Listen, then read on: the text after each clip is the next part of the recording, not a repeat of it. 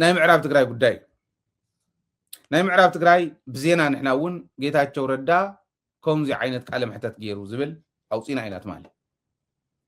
ምዕራብ ትግራይ ኣብ ምዕራብ ትግራይ ዝኒሄ ምስለኔ መሪሕነት ክፈርስ እዩ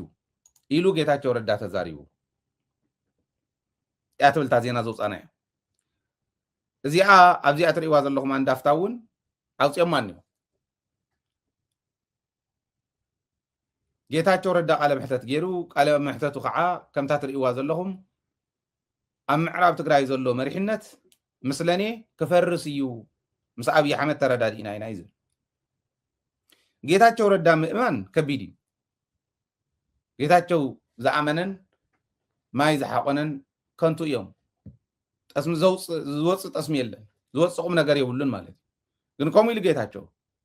ጌታቸው መታለሊ ኢኸም ኢሉ እኒሄ ጌታቸውን ደመቀን ብጣዕሚ ኣብ ሓያል ውጥረት እዮም እኒሁ ደመቀ ዘውረ ኣዲስ ኣበባ እዩ ዘሎ ኣዲስ ኣበባ ይቐንዩ ሕዝተ ዘይተመሊሱ ንጌታቸው ረዳ ዝበሃል ሰብኣይ ናብ ምዕራብ ትግራይ ፍጹም ከይመፅእ ግበረለይ ምዕራብ ትግራይ ዝምልከት እውን ከይዛረብ ግበረለይ ኣዘርዋይስ ኣነ ይሰርሕን ናብ ዝብል ምስ ኣብይ ኣሕመድ ክረዳዳቐኒ እዩ ደመቀ ዘውሩ ጌታቸው ንምዕራብ ትግራይ ከይኸይድ ክንገብሮ ኢና ከይዛረብ ግን ክንገብሮ ይንኽእልን ስራሕና ስለ ዝኾነ ኢሉ ትግራዋይ እዚ ክመሃሮ ኣለዎ ስራሕና ስለ ዝኾነ ማለት ትግራይ ምብታን ትግራይ ዋጋ ክትከፍል ምግባር ስራሕ ናይ ብልፅግና እዩ ተልእኮ ብልፅግና እዩ ዕላማ ብልፅግና እዩ ዝብሎ ዘሎ ጌታ መን እዩ ኣብይ ኣሕመድ እዚኣ እንተ ተረዲእና ያ ተጋሩ ዕላማ ብልፅግና እንታይ ምዃኑ እንተ ተረዲእና ተጋሩ ክንሳገር ኢና ነፍስና እውን ቁም ነገር ክንሰርሕ ኢና እዚኣ እንተ ዘይተረዲእና ያ ተጋሩ ዋጋ እናኽፈልና ክነብሩ እዩ ትሕተው እዚእኒ ልክዕ ከምታ አንዳፍታ ፅሒፎማ እኒው ካብ ምዕራብ ትግራይ ዘሎ ምስለኒ ክወፅእ እንተኮይኑ ፅቡቅ ማሲንጋ ከይዱ ዝተዛረበ ሪኢኹም ኢኹም ይዕስ እዩ ዝብል ነይሩ ጌታቸው ግን ይዕስ በቃ እንኳዕኹም በልካ ዋና በሪ ዝኸፍት እዩ ገለ ዝኸፍት እዩ ነይሩ ታተንኮል እንታይ መሲልኩም ብልፅግና ውፅእዋ ኣሎ ሕዚ ናይ ምዕራብ ትግራይ መሪሕነት ይጠናኸር እምበር ይፈርስን ያ ዓወት ሓረገፅ ዘላ እያ ሪኢኹም ተወሲኑ ኣሎ ኦልሬዲ ተወሲኑ እንዲሉ ጌታቸው ኣብ ምዕራብ ትግራይ ዘሎ መሪሕነት ንኽፈርስ ተወሲኑ ኢሉ ጌታቸው ዝኣመነን ማይ ዝሓቆነን ሓደ እዩ ዘብለኒ ሎሙ ዘውፅዎ መግለፂኦም ናይ ብልፅግና ናይ ምዕራብ ትግራይ መሪሕነት ይጠናኸር እምበር ይፈርስን ይብለ ኣየንኡ ንውሰድ ንሕና ክልቲኦም ወይ ንውሰዶም ሃዳ ንግበር ንሕና ምዕራብ ትግራይ መሪሕነት ጥራሕ ኣይኮነስ ኣብኡ ዘሎ መሪሕነት ኣብኡ ዘሎ ሽፍታ ሰራዊት ኣብኡ ዝኣተወ ብዘይ ኣግባብ ዝኣተወ ሰፋሪ እዚኦም ኩሎም ተጋሒጦም ክወፁ ኣለዎም ናይ ተጋሩ እምነት ክኾነሉ ክወፁ ይኽእሉ ዶ ብደንቢ ክወፁ ይኽእሉ እዮም ጥራሕ ኣይኮነን ክወፁ ኣለዎም ክወፁ እውን እዮም መዓዝ ኣብ ቀረባ ጃህራ ኣይኮነን ዝዛረበኩም ዘለኹ ኣብ ቀረባ ክወፁ እዮም መሬት ትግራይ እዩ ናይ ተጋሩ እዩ ሕምቅ ውዒልና ሕምቅ እንተሓደርና መሬትና ይንህግር ተናእሰ ካብቲ ሕሉፍ እንዳተማሃርና ሕዚ ቁም ነገር ክንሰርሕ ዝግባአና ወለዶ ኢና ንሕና ክንሰርሖ ኢና ጃህር ኣይኮነን ብተግባር ኣቲና ንሰርሕ ስለ ዝኾንና እየ ዝዛረብ ዘለኹ ከመይ ጌርካ እዩ ክኸውን ዝኽእል እሞ እንተኢልኩም ግን ኣብዚኡ ትሕቶ ዝመፅእ ሰራዊት ትግራይ ድልው እዩ መሬቱ ብዓዲ ሃገር ከይውረር ላዕላውነቱ ከይድፈር ህዝቡ ኣብ ስቃይ ከይነብር ነዚኦም ብሙሉኦም ክፈትሕ ድልው እዩ ሰራዊት ንሕና ከም ዜጋታት ትግራይ እንታይ ንግበር እዩ ትሕቶ እንታይ ኢና ክንገብር ቁፅሪ ሓደ ሓድነትና ነጠናኸር ሓድነት ዝጠናኸር ብልዝበ ኣይኮነን ሓድነት ዝጠናኸር ንረዳዳ ኢልካ ፀበል ኣቡነ ኣረጋዊ ብምስታይ ኣይኮነን ሓድነት ዝጠናኸር ተሓታትነት ብምስፋን እዩ ከምታ ጀሚርኩም ማንዩ ሃተውተው ዝብል ዝነበረ ከባቢያውነት ዝሰብኽ ዝነበረ ንእከለ ይቅርታ ክብሎ ንእከለ ባ ክዋርዶ ንእከለ ከምዚ ዝብሉ ዝነበሩ ኣብ ሰራዊት ኢና ኢሎም ዝጀመሩ ኦልሬዲ ሒዝኩሞም ኣለኹ ትክክል ንሱ እዩ ማንም ክንዲ እምባ ኮይኑ ባዕሉ ይሕሰብ ክንዲ እምባ ጌርና ንሕና ንሕሰቦ تحت حق مخانو بتكبر ترجاق صلهم تحتات النت مالت نسي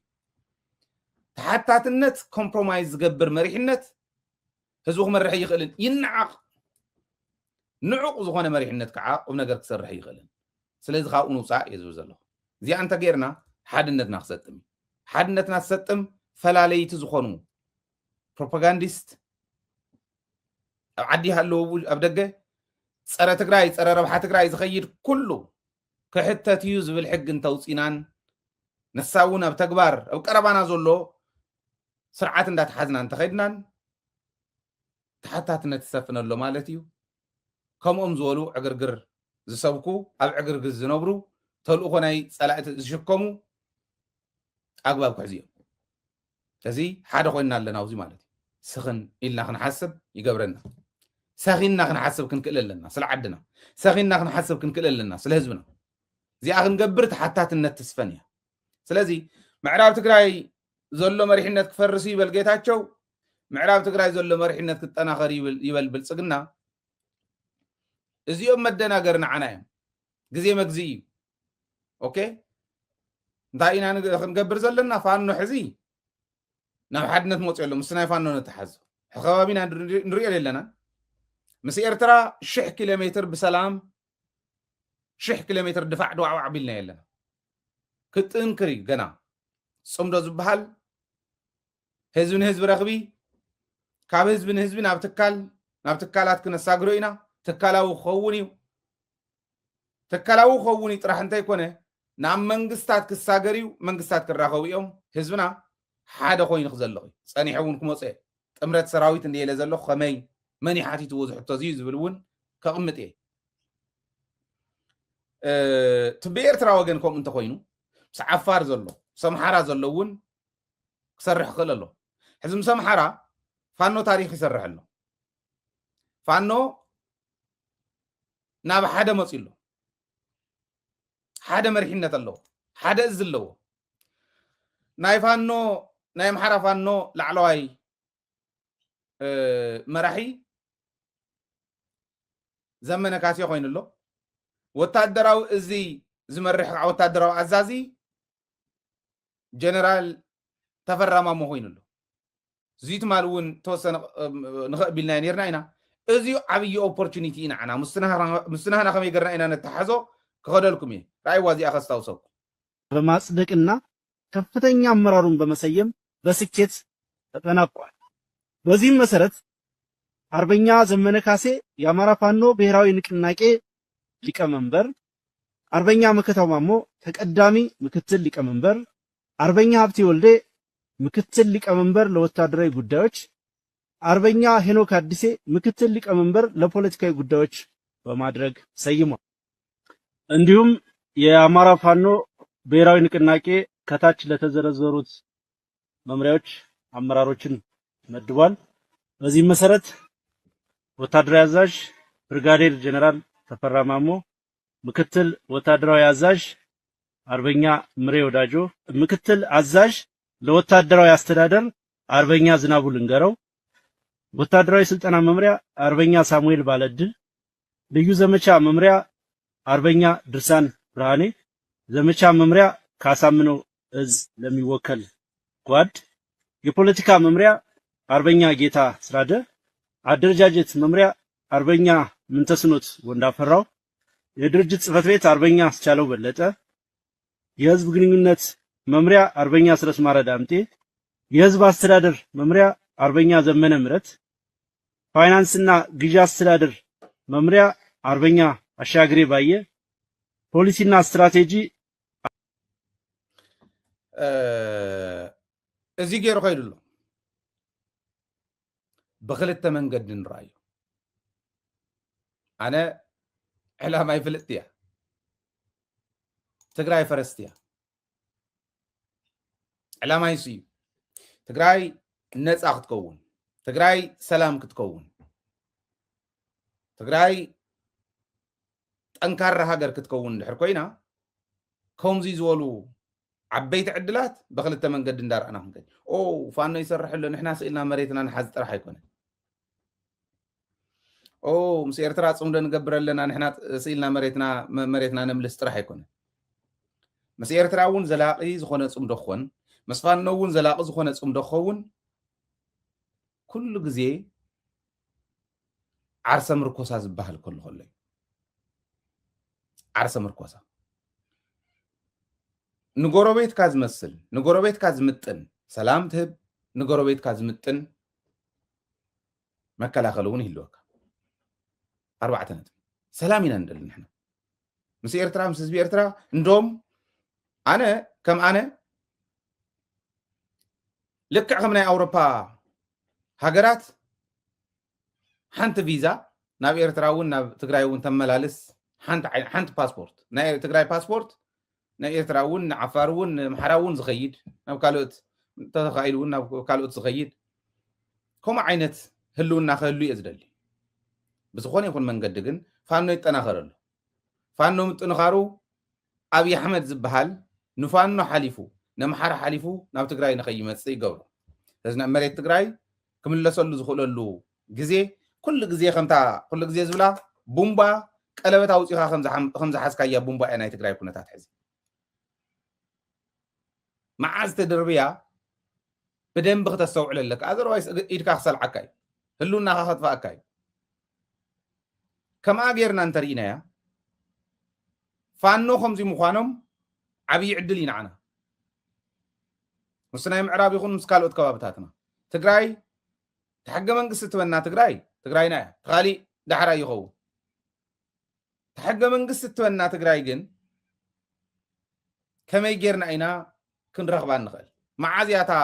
ታይሚንግ ንብላ ዘለና መዓዝያ ክትኮን እዚዩ ኣስተውዒልካ ምውሳን ወሳኒ ንፋኖ ምጥንኻር ግርም እዩ ፋኖ ዓብዪ ፈተና እኒሄዎ እዚ ፈተና እዚ ክዋፅኦ ድጋፍ መሃብ መሬትና ሒዙ ዘሎ ብልፅግና እውን ብግዚኡ ወፂኡ ክኸይድ ኣግባብ ዘለዎ ቃልሲ ምግባር መሬትና ብዘይ ተኽሲ ብዘይ መስዋዕት እነምልሰሉ ኩነታት ምምጭቻው እምብለይ እንተኮይኑ ግን እታ ታይሚንግ ትበሃል ብደንብ ኣስተውዒልና ንሪያ እስካዕ መዓዘ ዝብል እውን ሕቶ ህዝቢ ስለ ዘሎ ነዚዩ ህዝብካ እንዳወደብካ ዝተውዒልካ ምኻድ ፅቡቅ እዩ ስኢሉ ከም ስለ ዝሓሰብና እዩ ገለ ተባሂሉ ንፐብሊክ ተነጊርዎ ክንዛሕ ኣይኮነን መስበኺ ንኣብዪ ኣሕመድ ነምሓራ ክልል መሰለፊ ከይኾኖ ተጠንቂቕካ ክትሓዝ ክኽእል ኣለዎ ነስተውዕለሉ ግን ዓብዪ ዕድል እዩ ፋኖ ኣብኡ እናሃለኹ ናይ ፋኖ ምልዓለይ ዘይተረፈ እዚ ምዃኖም ጥራሕ ኣይኮነን ሓደ እዚ ምዃኖም ጥራሕ ኣይኮነን ዓብዪ ዕድል ዓርሶም ክኢሎም ምቅላሶም ጥራሕ ኣይኮነን ዓብዪ ዕድል እንተነኣሰ ፋኖ ውሽጢ ምስ ትግራይ ዘባእስ የብልናን ዝብሉ መራሕቲኦም ዘለዎ ዘመነ ካሴ እውን እንተኾነ ጀነራል ተፈራ ማሞ እውን እንተኾነ ጀነራል ተፈራ ማሞ ቀረባ እዋን ዝተዛረቦ ሰሚዕኹም ኢኹም ምስ ትግራይ ዘባእስ የብልናን እንደውም ንትግራይ ሓሊፈ ክወቂዕ እንተኢሉ እኛ እናሳልፈውም ሰሜነኞች ለማጥፋት እየመጣ ያለ ጠላት ነው ኢሎም ዝተረድኦም ምዃኖም ብደንብ ምስተውዓል ነገር ግን ከዓ ንሕና ህልውናና ኣብ ዓርሰ ምርኮሳ ምዃኑ ኣስተውዒልካ ዓርሰ ምርኮሳ ትበሃል ምስራሕ ሕዚ ናይ ዓንተ ወይ ናይ ጉዕሽ ገብረን ተምፂኹም ናብዚዩ ምስ ፀላኢ ምርኻብ ማለት ፀላእቲ ተለቶም ናህናቶም ወፂኦም ሸፊቶም ዝኔው ናይ ፀላእቲ ተሓሳስባ ተሸኪሞም ንትግራይ ዝወግኡ ዘለዉ በዓል ጌታቸው እውን ካልኦት እዚኦም ፀላእቲ እዮም ፀላእተይ ትበልዎም ይብል ደንቆሮ ወዲ ደንቆሮ እሞ እንታይ ዳ ክትብሎም ናይ ኣብዪ ኣሕመድ ተሓሳስባ ሒዙ እንድሕር መፁ ፀላኢ እዩ ትግራይ ብምውላዱ ትግርኛ ብምዝራቡ ፈታዊ ክኾነ ይኽእል እዚ ኣስተውዒልና ክንሪኦ ክንክእል ኣለና ለስቲ ናይ ፋኖ እቲ ዓብዪ ዕድል ንጠቐመሉ እዩ ናይ ፋኖ ምልዓልና ዘይተረፈና ግን ትማሊ ስምምዕነት ገይሮም ነይሮም ታወት ክወርድ ከሎስ ናይ ብልፅግና ሰራዊት እውን ክለቅቕ ካብኡ ፋኖ እውን ክለቅቕ ካብኡ ወለዲ ንክልቲኦም ከይዶም ኣዛሪቦም ኣብ ሓደ ከባቢ እከለ ይንበሎ ድሓን ሽሙ ንግደፎ ማለት እየ ድሓር ምክንያቱ ካሊእ ጣጣ እውን ስለ ዘለዎ እቲ ናይ ኣብዪ ኣሕመድ ሰራዊት ኣብ ህዝቢ ተሸጒጡ ከኣቱ መኪሩ ህዝቢ ግን ነቂሕሉ ተሸጒጦም ከኣቱ ህዝቢ ከውድኡ ፋኖ ህዝቢ ወዲኡ ክብሉ ስለዚ ታወትና ሒዝና ንመለስ ኢሎም ታወት እስካዕ ዝምለስ ተሸኪሞም እስካዕ ዝምለሱ ኮይኑ እዚ ሒዞም ተመሊሶም ኮነ ተባሂሉ ዝተገበረ ምዃኑ ተሸፊኖም ኣብኣ ምስ ህዝቢ ተሸጉጦም ኣትዮም ህዝቢ ከውቅዑ እሞ ህዝቢ ዝወቅዕ ኮ ፋኖ ዝበሃል ፕሮፓጋንዳ ክሰርሑስ ሂወት ሰብ ከጥፉ እዮም ዝኸዱ ነይሮም ማለት እየና እዚዩ ብደንብ ብምስዋዓል እንተተራእዩ ፋኖ ዘለዎ ኩነታት ምርኣይ እውን ይከኣል እዩ ፋኖ ዘለዎ ኩነታት ጥራሕ እንተይኮነ ግን ተንኮል ናይ ኣብይ ኣሕመድ ከመይ ገይሩ ፋኖን ህዝብን ከባእሲ ይኸድ ከም ዘሎ እዚኣቶም ብደንብ ሚድያታትና እንዳቃልዓ እንተኸይደን እናታቶም ዋላ ይብፅሕኦ ንህና እንዳቃልዓ እንተኸይደን ንዕኦም ድጋፍ ንኾኖም ኣለና ኢለ እየ ዝሓስብ ኣብ ልዕሊ ሰላማውያን ጨፍጫፍ ከም ዘካይድ ግን ንኣብነት ኣብ ዋግ ምራብ ዝሓለፈ ደብዳብ ኣካይዱ እዩ ንጹሃን ቀቲሉ እዩ ብደብዳብ ኣምሓራ ክልል ዋግ ምራ ጥራሕ እንተይኮነስ ኣብ ዋግ ምራ ኣገው እንድዩ ኣብዚዩ ሰላማውያን ደብዲቡ ሂወት ሰብ ምጥፍኡ ጥራሕ እንተይኮነ ኣብ መላእ ዓዲ ኣምሓራ ጠፍእ ዘሎ ሰላማዊ ሰብ ከቢድ እዩ ንምቁፃሩ ዝህኪ እዩ ልክዕ ከምቲ ናይ ትግራይ ዓይነት ጨፍጫፍ ይበፅሐሎ እዩ ኣምሓራይ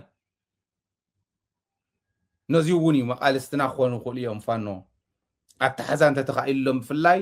መቃልስትና እዮም ባዕሎም እውን ይዛረብዎ ስለ ዘለዉ ኣስተውዒልና ንርኣዮ ድጋፍ ይወሃቦም ኣብይ ኣሕመድ ካብኡ ይመለስ ዓብዪ ባፈር ዞን እዩ